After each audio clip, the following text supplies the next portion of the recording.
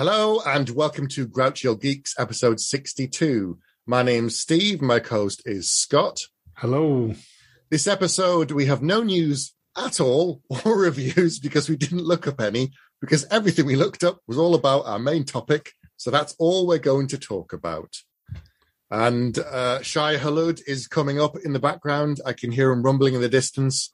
So today we're talking about the movie adaptation by Denis Villeneuve of Frank Herbert's Dune, which we have both now seen within a few days of it coming out the cinema, which is kind of a miracle. So Steve saw on the opening day, an IMAX.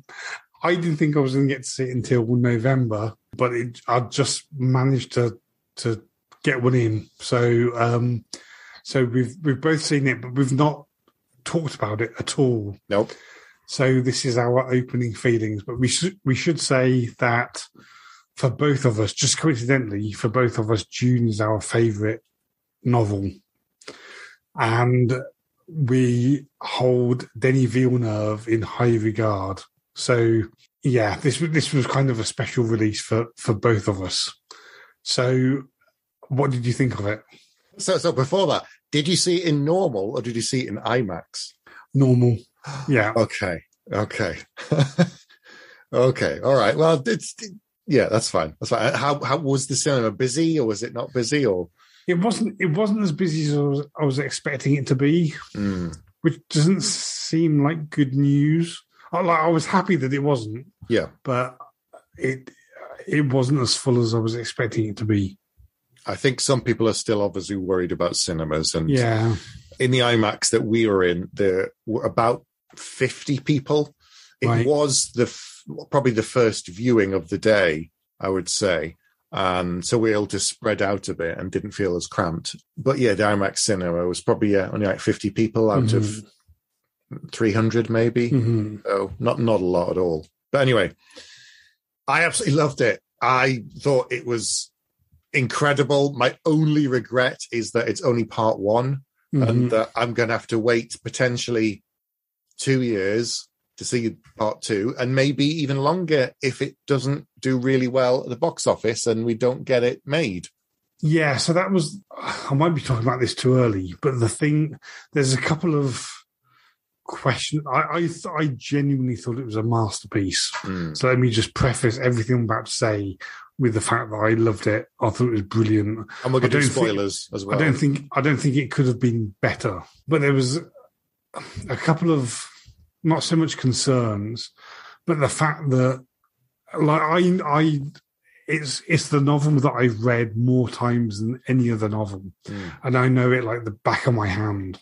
But in terms of if you're relatively new to it, it's not like the end of Fellowship of the Ring that did kind of end with something kind of satisfying. Yes. It didn't, as a movie. I'm pleased. Not like Denis Villeneuve is ever listened to this. He's never going to listen. But, no. But this isn't a criticism. But it's like it might be split into two movies, but it's so clearly one story. And as a first part, it didn't kind of end. It just sort of stopped. Yes. Which is fine, and I understand that, and I can't wait for the second one. But if you're new to it, then I don't know how. First of all, I don't know how understandable the whole thing is from beginning to end. Well, I'm not saying that it's not understandable. No, but I'm just saying as something that I know, as something that I know so well, I don't know how well it stands by itself as a self-contained movie. So I'll say we're going to spoil this because we're going to talk about the whole film in some degree or another. So if you've not seen it and you don't want to hear spoilers, then come back later. So on that point of whether or not it's understandable, a friend of mine took his two kids to see it who are 11 and 13, and they haven't read the book and they didn't know the story. So even with the exposition that there was in the film to explain certain things, which you and I are probably like, yes, get on. We know what's going on. They still struggled with kind of following all of it. They didn't get all of it because they weren't really sure about what was going on, Whereas you and I were just kind of looking at things and going, oh, it's amazing. That's a reference to this and this is that. So they were a little lost, I think is what my friend said about his kids that saw it, which I can understand because there's so much going on. I think that's a fair comment. Yeah.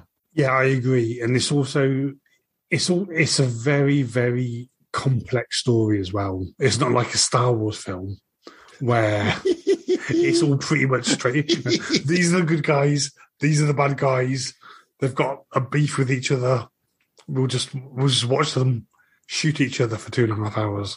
Whack each other with laser swords. It's really not like that. And I thought it was very interesting what they chose to keep in and what they chose not to put in. And particularly I found it interesting that actually a lot of the stuff that they chose to keep in was a lot of the stuff that David Lynch also chose to keep in his 1984 version. Like, I don't think they're comparable.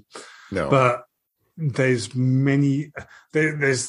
with something of the scope of that book, you have to make a decision about what am I going to leave in, what am I going to throw out. And actually a lot of stuff that was in there was also in David Lynch's version of Dune, like the meeting between Jessica and Shut Out Mapes, and like lots of tiny little scenes which didn't necessarily seem important at the time.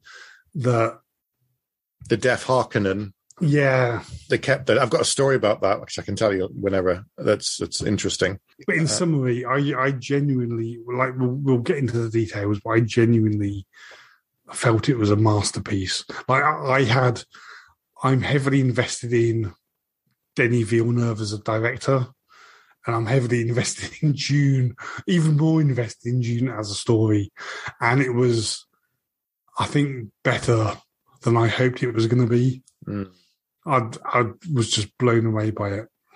And the soundtrack and the whole kind of soundscape provided by Hans Zimmer was amazing. And that was one of the benefits of seeing it in IMAX, was not just the size of it, but the speakers. And at one point, it wasn't even music. I think it was just some of the special effects. It's so loud, but you can kind of feel it in your chest as well, because it was so intense.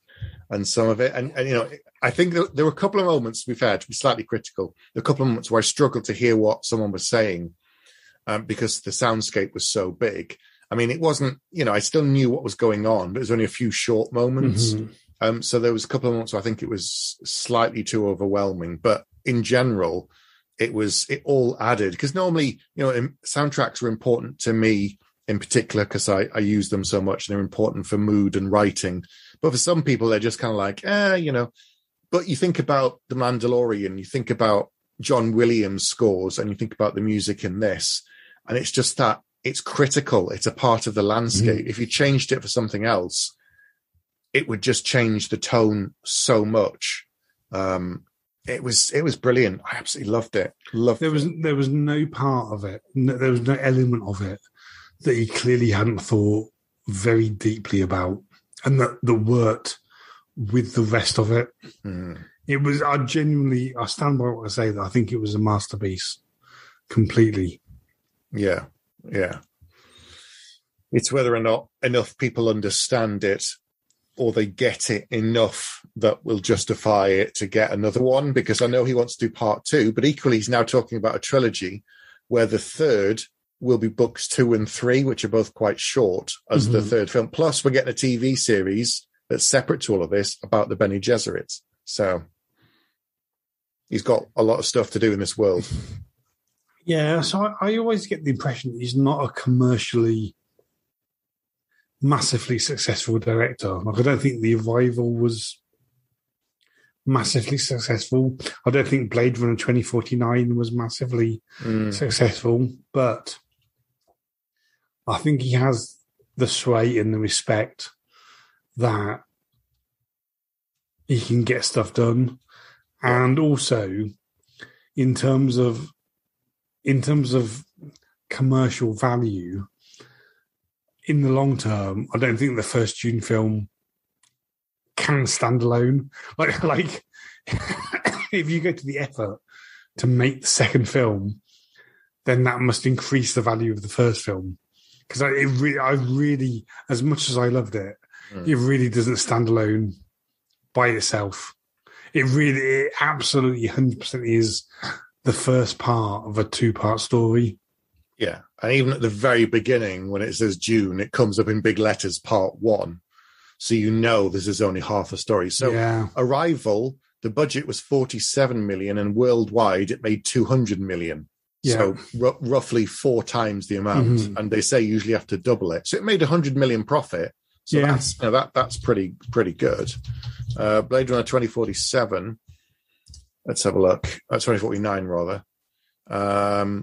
Okay, so the budget was 150 million and it made 260. So not quite the 300 they were probably hoping for. Yeah. But, it's still done well. So he's commercial enough that they've trusted him with another giant franchise to say, go ahead and do something with this. And I genuinely don't think anybody could have done it better than he did it. No, I think...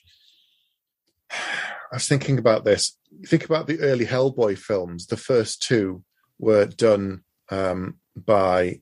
And I forgot, I'm blanking on his name. Benicio... Del Toro. Not Benicio Del Toro. Sorry, that's the actor. It's... no, I know who you mean. Guillermo del Toro. Well. Yeah. Excuse me. Guillermo del Toro, who did that and Pan's Labyrinth and all of these other ones. He has a very particular style, and you know that you're going to get this horror element and folklore and fantastic elements all mixed in with a contemporary story. And he does that so well. And then you think of so he's got a very particular style, and you think about Christopher Nolan, he has a very particular kind of style. And then you come to Denis Villeneuve, and it's this, he has done smaller films like Sicario, which was good, and I enjoyed it, but nothing like the scale of this or Arrival or Blade Runner, where the scope is so vast and the vistas that he can create visually are enormous. So whether it's Blade Runner, where you have the tiny figure and then this enormous projection of Joy, who's sort of, 60 foot tall, and it's all about scale.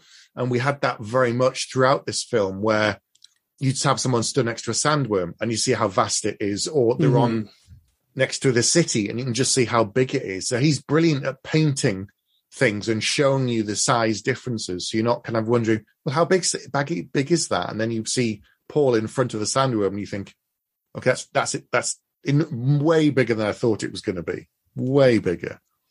So what did you think about the casting? Impeccable. Yeah. Top to bottom. My only thing is, so he's very, very good in the role, but I didn't think the Baron was as menacing as I'd hoped he would be. That's the only criticism I have. The rest were amazing. I think Timothée Chalamet is fantastic. He looks like 12 years old. I think he's in his mid-20s. He's like 25 or something. But that's the thing, that I really don't want to keep comparing to the David Lynch 1984 version, but in the Frank Herbert book, Paul is literally a child that starts to fulfill his destiny. And you can believe that with the Paul that we got in this version. Yeah. Whereas in the David Lynch version, Kyle MacLachlan was clearly 15 years too old for that role.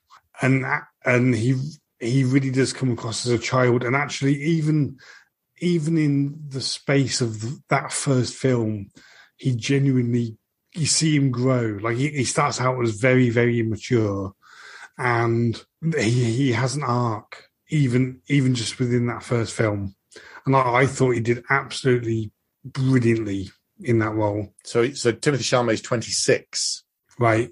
But because he's quite slight of build, and then you put him next to someone like Oscar Isaacs, who's very tall, and Jason Momoa, who's like 6'4" and built like a brick shithouse. It makes him look quite small and weedy, and they make fun of like says, "Oh, you put on some muscle?" No, didn't think so. I just think like he's poking fun at him like that, or when he's sitting next to Josh Brolin as Gurney Halleck, who's this kind of old grizzled thing, and it's just all of these things that are made to make him look small, and they make comments about saying he's just a child.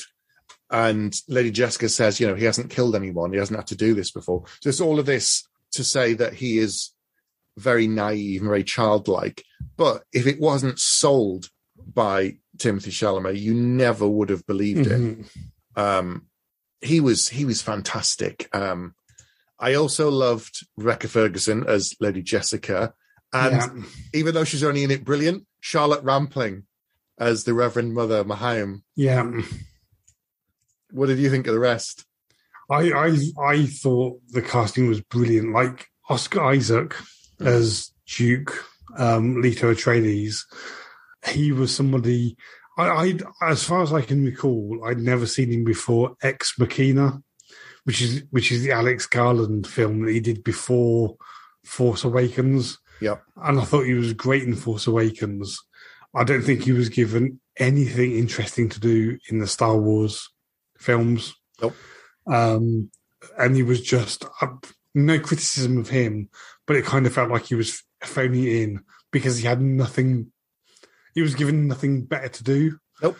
I thought he was absolutely brilliant. Like he had stature. You could believe that he was a duke that was the head of this massive house that had been given this huge responsibility. And I thought he did brilliantly. Like you say, Lady Jessica, I thought was brilliant. I thought Gurney Halleck, who was Brolin, yeah, who was played by Josh Brolin, I thought was great. And even the things that they did that was kind of funny tied into the character, where they were about to take on Arrakis, and Oscar Isaacs turned to Gurney and said, "Smile, Gurney," and he goes, "I am smiling," and he's not at all. No, but I thought that was brilliant. And Dr. Yui, Thiefer Howard, who was the other Mentat, yes. I thought it was a brilliant role. It was just flawlessly cast. It was brilliantly done. I was going to say, I'm trying to think of, and Javier Bardem as Stilgar. Yeah. So that I like the sci-fi version that they did of Dune and then Children of Dune, but this is now like 20 years ago. I think it is. It's something like that. It's ridiculous. It was probably like early 2005 or 6. But when they did that, they had a lot of actors from the Czech Republic and Eastern Europe because they filmed most of it out in Prague, I think, because of, it was cheaper and so on. And so they cast a lot of local people as the Fremen. And because 20 years ago, we weren't as used to hearing people with Czech accents on TV and film, and because none of the faces were familiar, they all had this kind of unusual quality that we weren't used to seeing. So 20 years on, I think the world has changed. It's got a lot smaller in some ways. But I think Javier Bardem still brought this otherness to the role of Stilgar, that it wasn't just things that people weren't used to, like when he spits on the desk and they all get instantly offended until, Duncan has to say, no, that's, we accept your gift. And so it wasn't just that. It was the fact that he was this person who's lived here for generations, his people, it's their planet. So I think that all of the Fremen felt alien and they weren't just other types of human. I think that worked really well. Yeah, you're right. They genuinely felt like a different culture, and the whole spitting on the floor thing, which we saw in at least the Sci-Fi Channel version. I can't remember whether we saw it in the David Lynch version, but that spitting on the floor thing was done really well.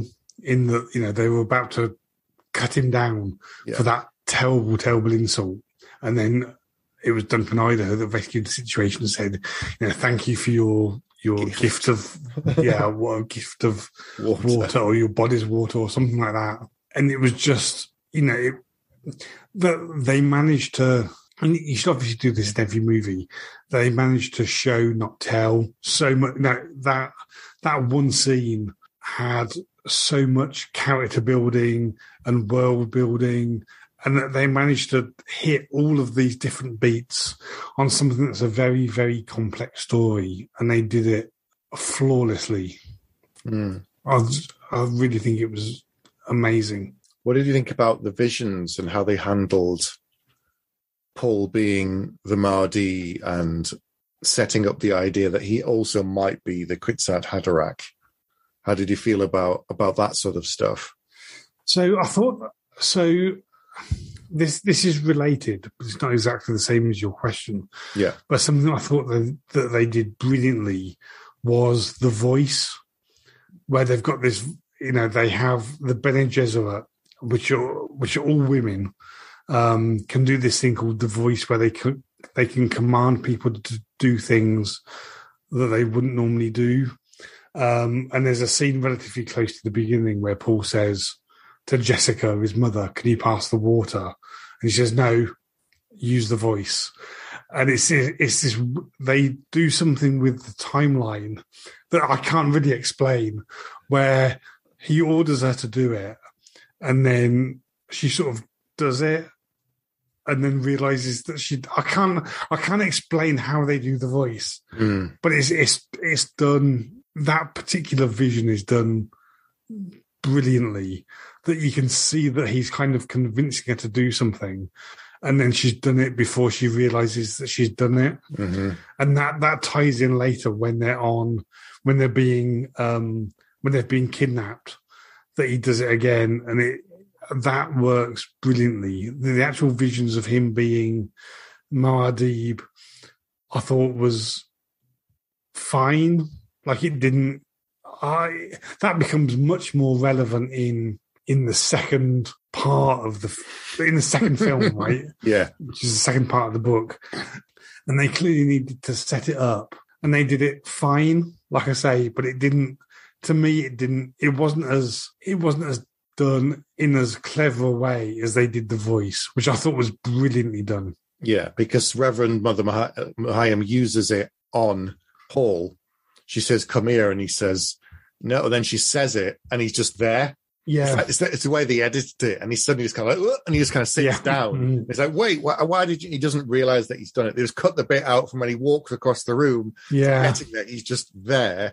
But then Paul uses it on his mother later on when they're in the tent, when he says he kind of says, "You made me a freak," and he says it first time, then he shouts it at her using the voice, and that was so shocking, because it was so loud and it was so unexpected. And every time before we've seen someone use the voice, we knew it was coming to some degree. So when he did it, and that was the kind of moment I kind of reeled back. I was like, whoa. And it was really intense. And because they're in quite a small space as well, they made it much louder. And that was, a very heightened emotional bit. So the other time when he uses the voice on the gyrocopter, when they're flying and they're about to be dumped, and she signs to him and says, "That one's deaf." That's remember, because that's from the books. One of the So I've got a story about that. So a friend of mine, that actor who played the deaf Harkonnen, is a British actor who is actually deaf. And my friend, who Steve, his cousin, went on the red carpet as his BSL interpreter. Amazing. And I've got photos, which I'll show you later, of him on the red carpet. So Denny cast a deaf actor in that role. So he kept that very small scene in, which is important for dumping of them and the escape, rather than actually being dumped in the sand. But the fact that he actually kept the deaf actor, the deaf Harkonnen, in, is quite interesting. It's a very small detail, and you're like, why bother? But he did, because it was important. So that was fascinating. Yeah, fantastic. And that was when I didn't know, I wasn't like looking at the timeline as I was watching the film, but I knew that it must end, because the book itself is split into part 1 and part 2, and the part 2 begins once they've been dumped off that gyrocopter. So I knew it was kind of coming to the end. At that point, I guess that was like the logical place to split it. And they did go a bit further than I was expecting them to. But yeah, you're right. That was, such a minor role, but kind of important, because, he couldn't use the voice on that particular character. And so we've focused on, the right thing to do is we've focused on the characters, but you talked about the gyrocopters, and actually, how did you find sort of the design of the world. I mean, well, so the technology was brilliant. I thought it was so well done. And there's some things I knew, but I kind of hadn't really thought about. So the spice harvesters are obviously noisy and loud, and they have to be taken away when the worms are coming for worm sign. But I had never thought of the place of the way they're being lifted out as some kind of like hot air balloon. That was genius. I thought, of course it would be. Of course it would be just some kind of thing that attaches and it inflates and then just drift away. It hadn't occurred to me. I was thinking the gyrocopters would be something different, more like a sort of helicopter. But what we saw was this great kind of dragonfly insect craft. So that was amazing. But in terms of just the visual setting, and it was, so the contrasts were quite big. He does this a lot in his films, even on the posters and things, like the contrasting colour. So when they went to Caladan, there's lots of water and it was green and it was lush, and there was the wind and there was rain and there's, the sea and water everywhere, absolutely everywhere. And all these bright, all these kind of lovely, gentle, earthy colours. And then you get to Arrakis and it's just arid and really, really bright. And there's not a drop of water anywhere that isn't precious. And there's glare. Although I'm glad he didn't do lens flare, because that would annoy the shit out of me. If, like on Star Trek, they kept having lens flare. Yeah. But it was, the contrasts were really apparent between the different worlds. Really. What about you? How did you find it? Yeah, I really thought it was brilliantly done. I thought they'd put so much thought into not just stuff that looked cool, but stuff that actually made sense in the universe that they were in. And I like the contrast between, before they went to Arrakis, they were clearly on a world that was full of water. And they really sort of emphasised the fact that they were surrounded by water. And then they landed on this world where there was none. And I thought things like the still suits were very well designed. And when, this is going to be a bit of a spoiler, but I think she dies by that point in the book anyway. But when Dr. Liette Kynes, the planetary ecologist, gets stabbed, and they stab her through the still suit, and what comes out isn't blood, but it's just like loads of water. It's like, that makes so much sense. I saw that and I went, oh, of course. But it shows that they've thought about these things really deeply, and it's a really cool visual as well, that she was stabbed, but it wasn't loads of blood coming out. It was just water from the still suit. And I thought that was just brilliantly done. And that's a really good example of the depth at which they've just thought of everything, and everything makes sense. They didn't just think of things. I don't want to bring J.J. Abrams into this, but they didn't just think of things. They didn't just put things on the screen because it looked good.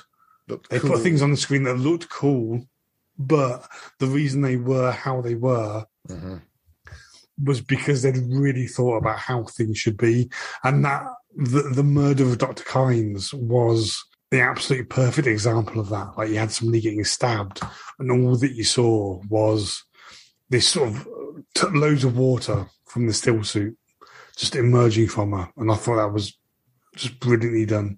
And like when Paul fights Jamis, as soon as he's dead, they put him essentially on like a waterproof sheet, like straight away, and then they wrap him up in it. Like you think, oh, he's bleeding out, but you don't see him bleeding at all, because they won't, because it's a waste of water. Yeah. So as soon as he's dead, they just roll his body onto it, and then that's it. And it's like, oh, okay. And there again, it's all about water because it's so precious.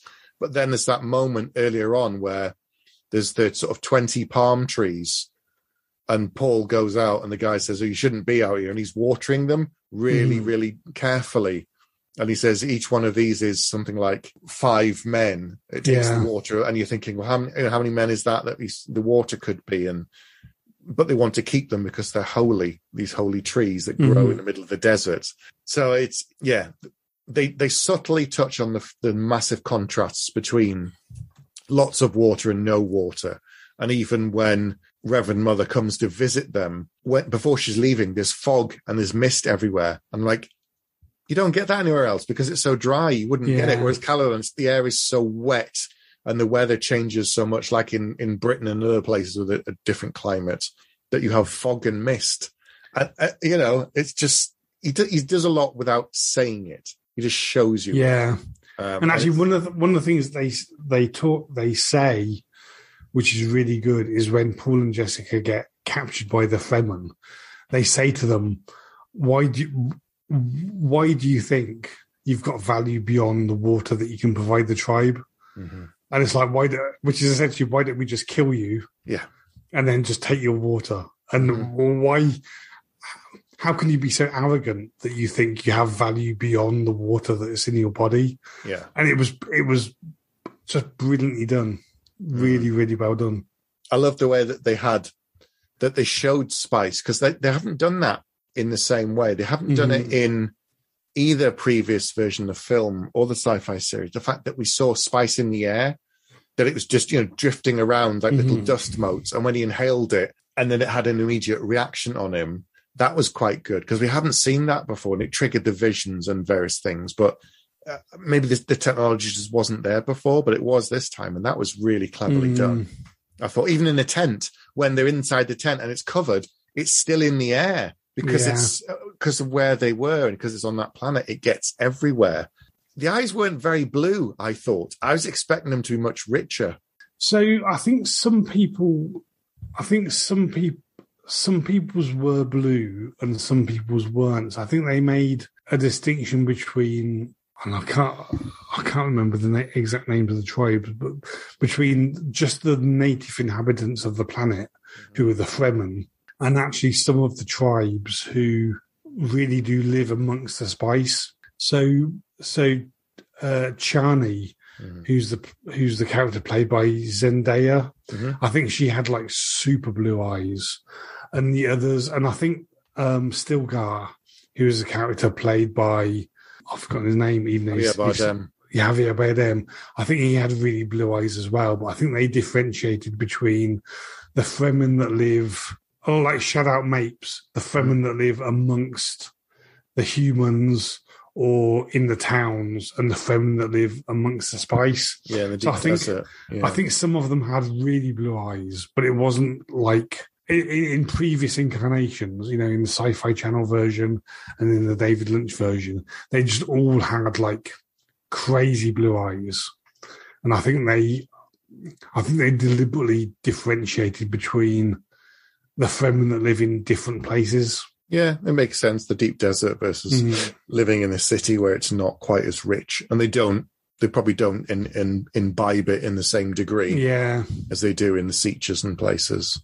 I wish we'd seen like a Sietch, but that's all going to be in the second half, and there's all of the other stuff to come. Like we got flashes of the visions that Paul kept seeing things, and some of them it wasn't confusing, but I wasn't quite sure what was going on. So he kept having visions of Jamis, who's the guy that eventually fights and kills, but he kept saying so it was made to.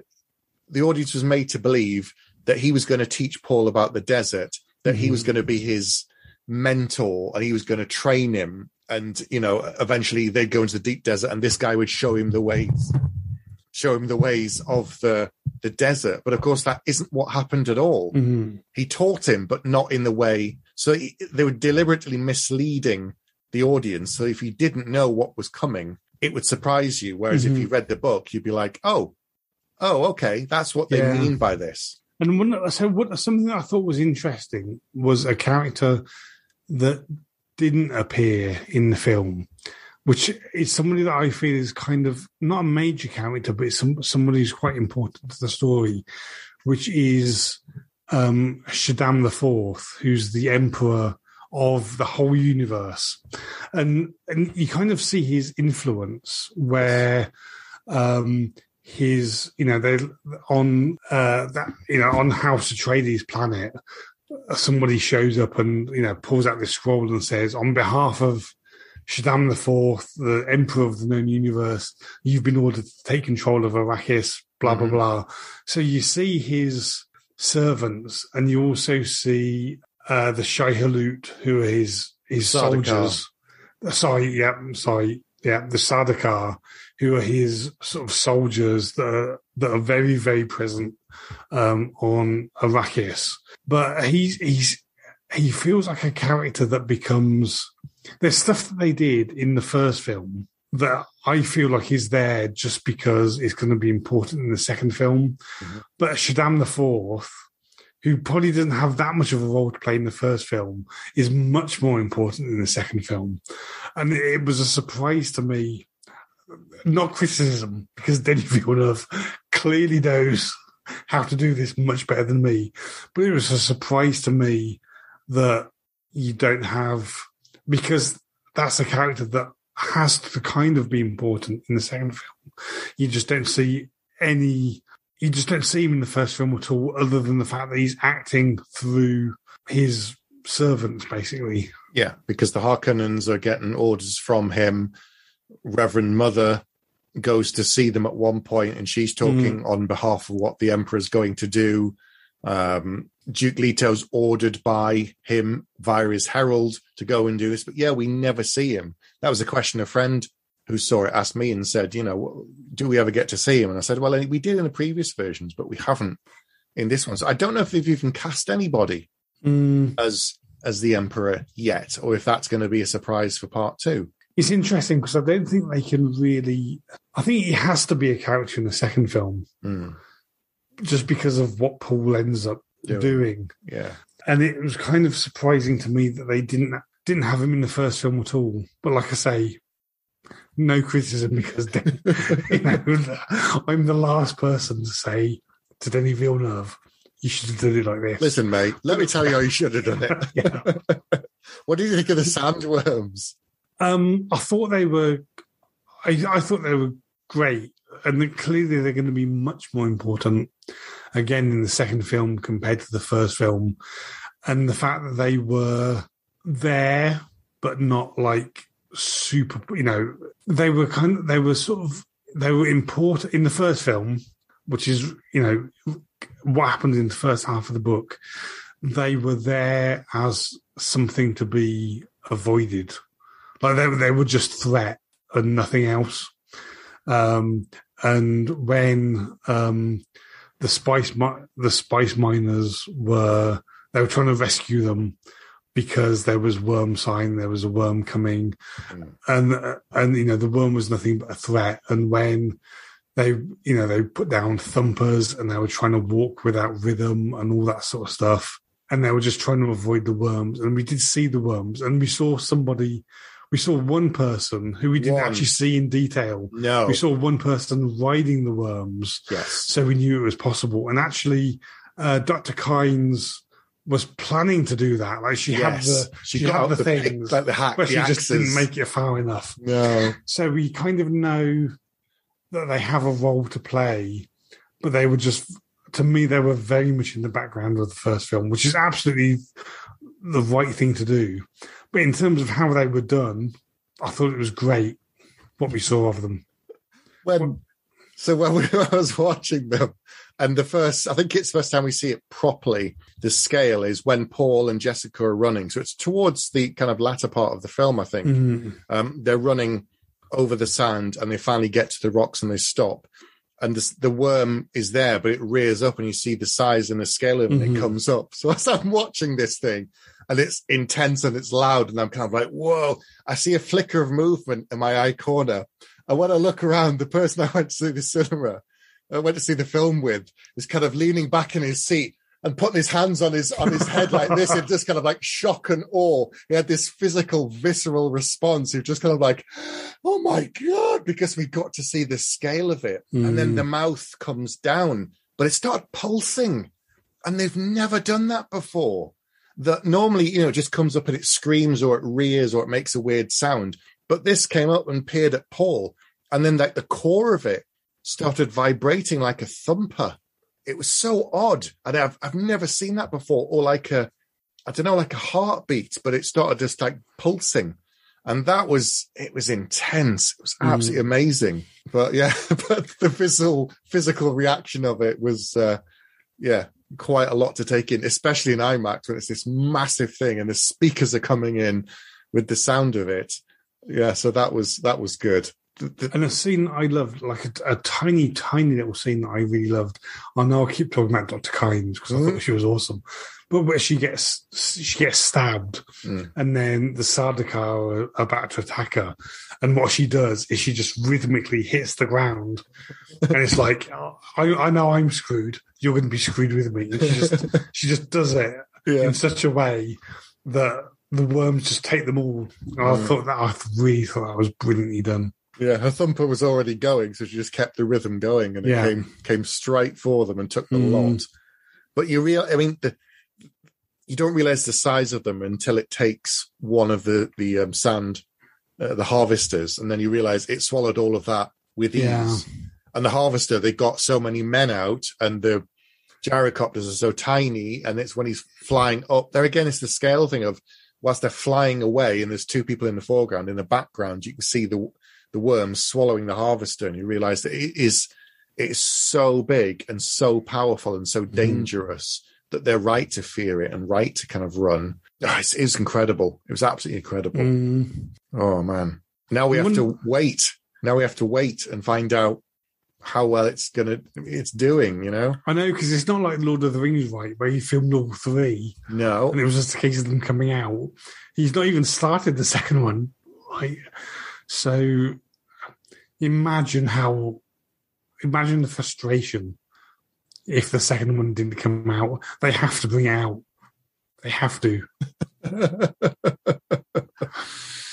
It's open to like 40 million in America on its opening day, and let's have a look.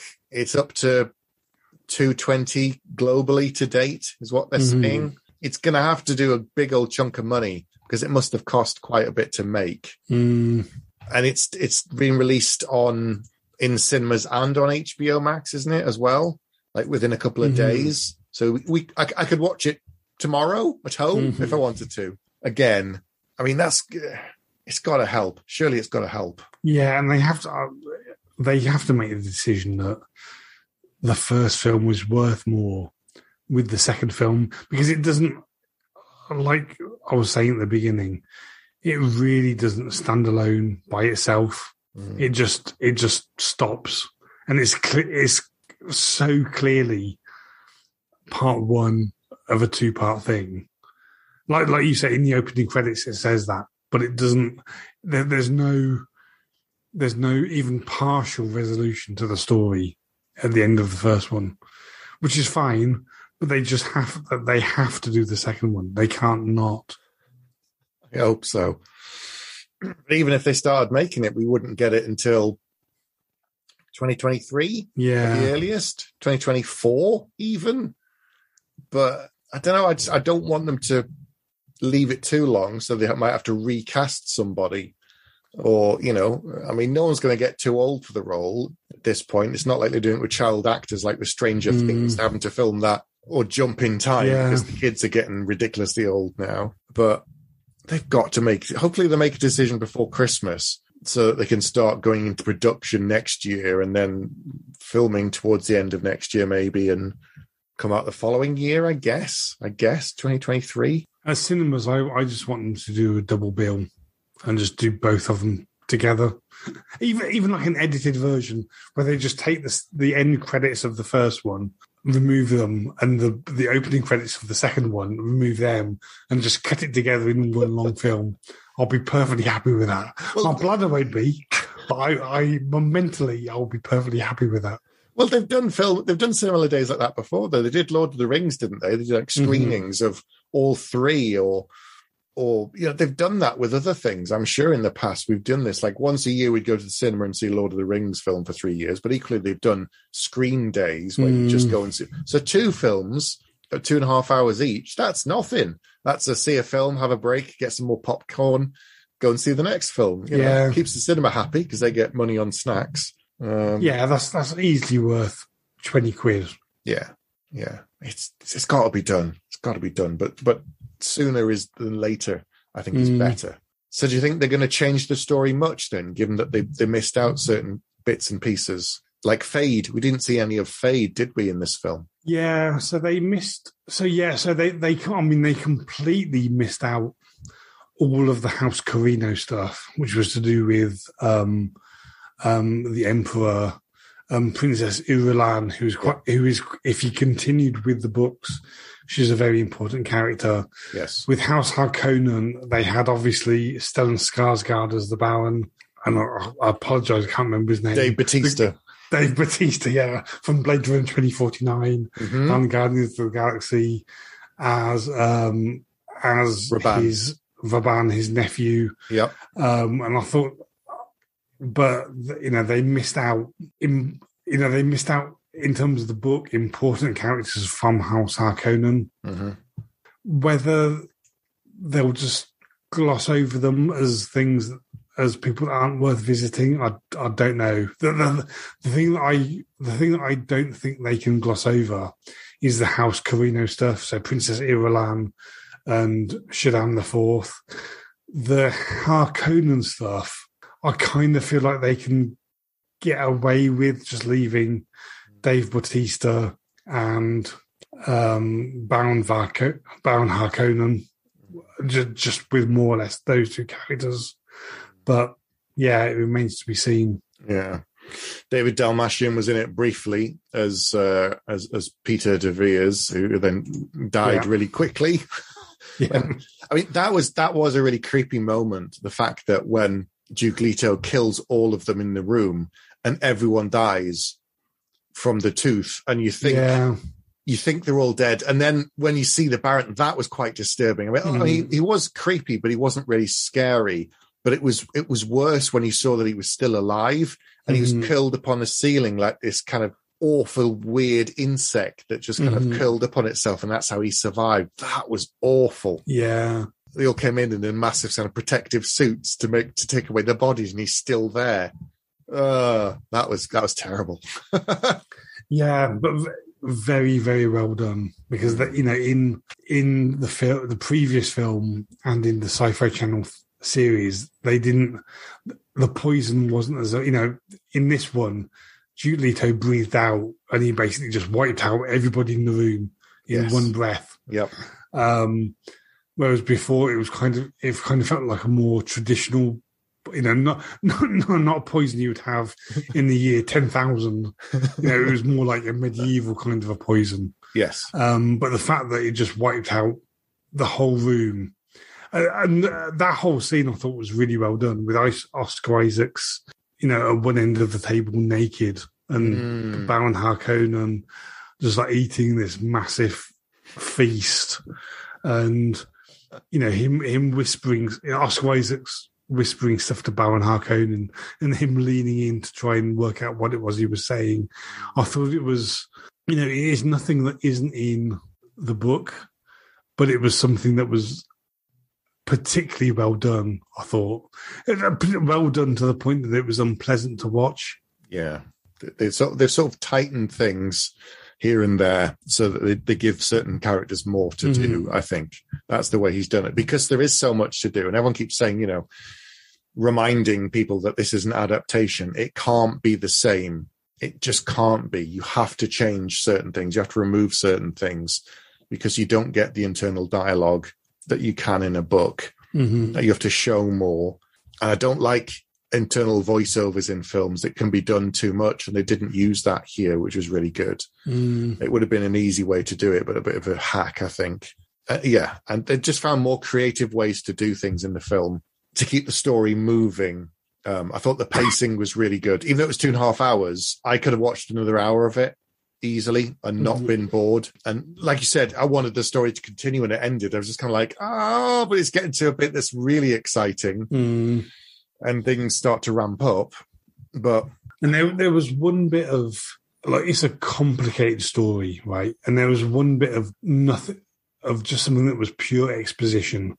Whereas in the David Lynch version, they have Princess Irulan just basically doing a voiceover for the first 5 minutes of the film, and that they really, really choose to go over the top on the exposition. In this, there was one scene relatively close towards the beginning where Paul was studying, and there was some device that was basically giving a voiceover of this is what House Atreides is, this is what House Harkonnen is, but it was minimal, right? It was out of the 2.5 hours, it was 1 minute of it, and there was probably no way that you could do it as efficiently as that without detracting from the rest of the film.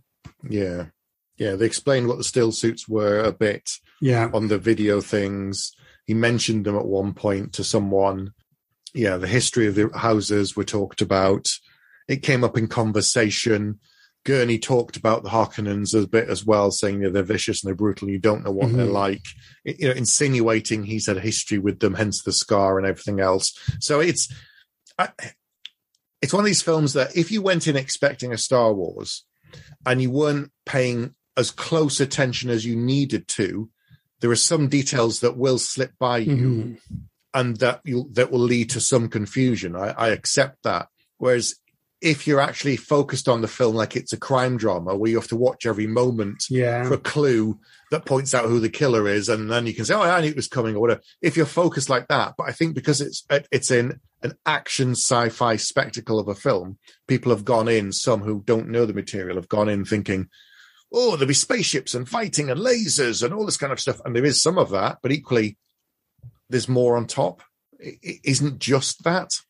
Interesting, there is little bits of exposition that's done in voiceover, thinking about it a little bit more. So there's a scene, I keep bringing up Dr. Kynes, everybody's going to think I'm obsessed with her, but there's a bit with Dr. Kynes where Leto and Paul are wearing still suits for the first time, and she goes to Duke Leto and says, okay, you've done a really good job, you need to adjust this, you need to adjust that. And she just basically goes around this whole still suit and like just makes it correct. And then she looks at Paul and she goes, you've worn one of these before. He goes, no, I haven't. He goes, well, somebody told you how to wear one of these. He goes, no, I just did what seemed right. And then she just looks at him a bit weird. And then I think you hear her own internal monologue where she's like, where she talks about the prophecy of he will walk among you like somebody that knows. I think she mutters stuff. I think she mutters it to herself. Right. I think there's a couple of moments like that. So there again, but if you weren't paying attention, you wouldn't have heard Reverend Mother say to Jessica, we've done all that we can on Arrakis. We've set the scene. And that's implying that for years and years, they've been prepping the locals with the story of the Mahdi and the one who will the savior and all this kind of stuff, so that when he appears and the crowds are there and they see him, they think it could be him. And then someone's saying, well, it can't be him because he's too young. He's just a boy. How can he possibly be this great thing? So she set the stage. They've done it for generations, but it's not obvious. It's one of these things you have to kind of pay attention to, or on a rewatch, you'd pick up the details that you missed the first time.